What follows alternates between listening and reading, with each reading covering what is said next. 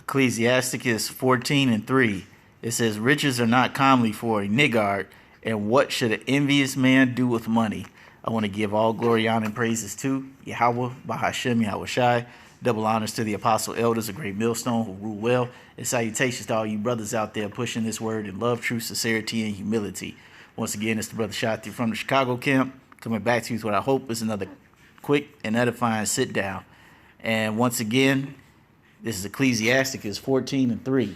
It says, riches are not comely for a niggard, and what should an envious man do with money? And this precept was inspired by an article that I finally got a chance to get to.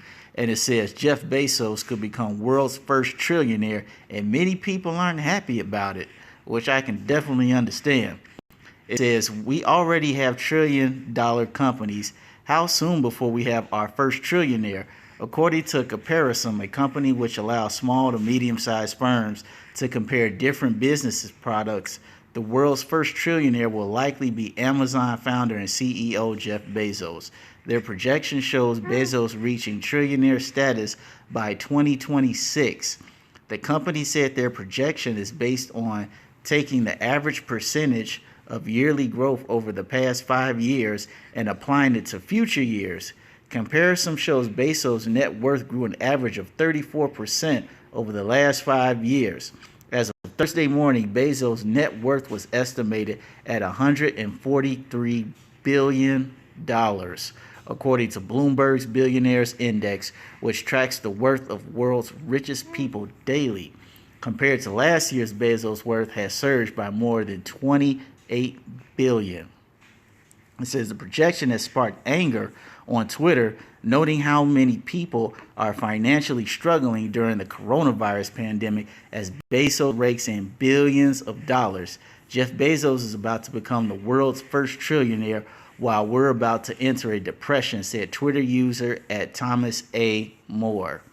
All right. And there's a little more to this article if you want to read it. But yeah, it says Jeff Bezos could become the world's first trillionaire. Now, if you know anything, you know that that's not true. All right, we all know that the Rothschilds are the world's first trillionaires, followed by the Rockefellers, the DuPonts, the Oppenheimers, so on and so forth. All right, those are your big-time families. Those are the trillionaires, not Jeff Bezos. However, it is interesting that they say that Jeff Bezos could become the world's first trillionaire, according to the average person's knowledge. Because you got to remember, Jeff Bezos' ex-wife hit him for a grip. I mean, she hit Bezos for a huge amount of cash. Man, it was something ridiculous. I can't even remember. You can go check it out for yourself. But yeah, she hit him up for something ridiculous. And he's about to become the world's first trillionaire. Man, that's ridiculous. You know, it's like what? And the thing is, what is he going to do with all this money? All right, it's not like he gives it to the poor. It's not like he gives it to people who are struggling. All right, this guy is just hoarding up all the cash for himself. That's why when we go to Ecclesiasticus, I'm going to read it again. Ecclesiasticus 14:3. Riches are not comely for a niggard, and what should an envious man do with money? Now, I already know what that word means, but for the edification of the huge flock that's going to be coming in, this is niggard in the dictionary. It says a miser or stingy person, a skinflint. Niggard, verb, to hoard, to act stingily. All right. And Jeff Bezos, as I said, he's acting very stingily. And a lot of this he wouldn't even been able to do if it wasn't for the coronavirus, because in order for Jeff Bezos to get to the status that he's at right now, he would have to violate the Sherman Antitrust Act. Now, let me pull that up for you all who are haven't looked this up before, okay? It says Sherman Antitrust Act of 1890. It says the Sherman Antitrust Act of 1890 is a United States antitrust law that regulates competition among enterprises, which was passed by Congress under the presidency of Benjamin Harrison. It is named for Senator John Sherman, its principal author. Now, that's a whole lot of fancy rhetoric for just saying that the government made a law to ban monopolies. Okay? It is prohibited under Bad Uncle Esau's law for one man to monopolize a certain sector of an industry.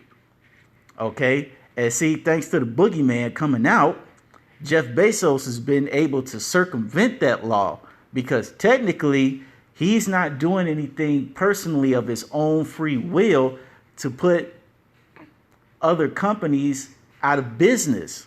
All right. It's a so-called pandemic that your boy Cheeto Face Trump has put into play, telling people and businesses that you have to close and you have to stay home.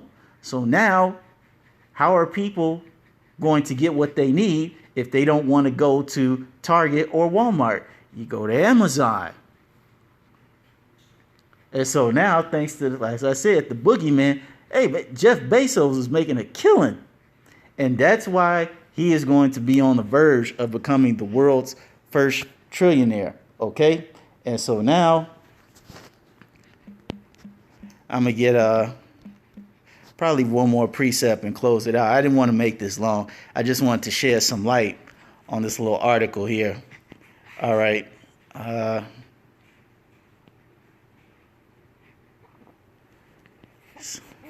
think it's in Psalms.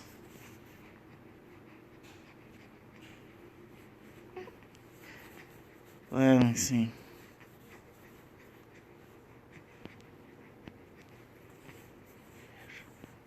I can't remember how it's worded. Just be a little patient with me.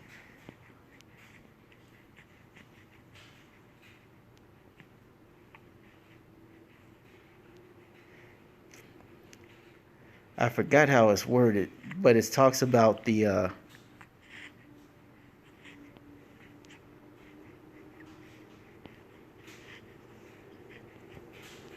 it talks about how the rich make gather up riches for the poor.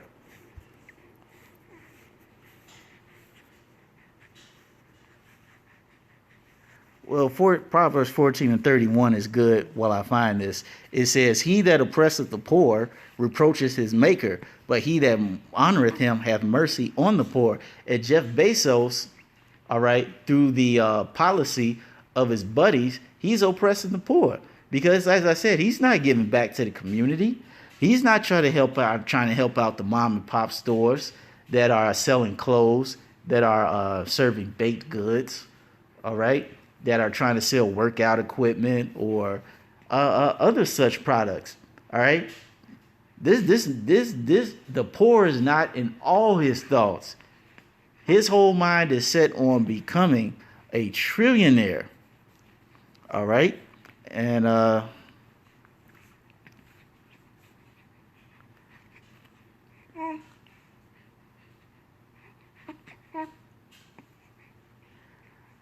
can't find it, but I'm gonna use this one in Proverbs 22:16 because this applies too. Okay, it says, and I'm gonna probably end it on this. It says, he that oppresseth the poor to increase his riches, and he that giveth to the rich shall surely come to want. All right? Because even though Jeff Bezos is not in the forefront of putting people out of business, you better believe that he has major influence in Washington, D.C. with these policymakers, telling them, yeah, if you do this and make me some money, I will contribute to your campaign. If you need funding for your school, or if you want some new things in your neighborhood, I can work that out for you.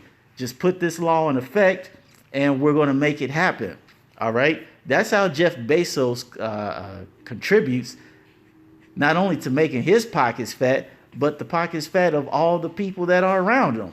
All right? And that's just flat out wicked as hell, man. All right, these evil people in the world have more money that they could possibly spend in 100 lifetimes.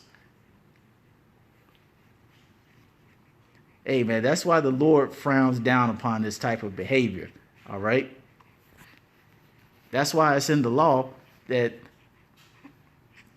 people who have give to the people who don't have. All right. It just makes things fair, and it's just the right thing to do. Okay, so that's all I wanted to say on this. I wanted to make this real short. So I hope you all were edified. Once again, giving all glory, honor, and praises to Yahweh Ba'Shem Yahweh Shai. Double honors to the apostle elders, a great millstone who rule well. And salutations to all you brothers out there pushing this word in love, truth, sincerity, and humility. With that, we're going to say shalom.